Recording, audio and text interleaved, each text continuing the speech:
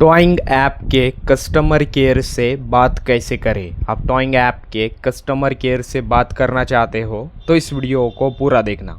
इसके लिए आपको मोबाइल होम स्क्रीन पर आना है एंड अपने मोबाइल में गूगल ऐप ओपन करना है। फिर सर्च ऑप्शन पर क्लिक करना है। देन यहाँ पर आपको सर्च करना है towing app customer care email ID.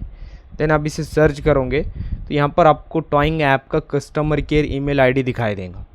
तो आप इस ईमेल आईडी पर मेल करोगे तो आपका मेल हो जाएगा। बट आप यहाँ पर सर्च करोगे toing app customer care number या कस्टमर केयर फ़ोन नंबर, तो यहाँ पर कहीं पर भी आपको टॉइंग ऐप का कस्टमर केयर नंबर दिखाई नहीं देगा, क्योंकि इनका ऑफिशियल कोई भी कस्टमर केयर नंबर अवेलेबल नहीं है। इस वजह से आप डायरेक्टली तो कॉल नहीं कर सकते।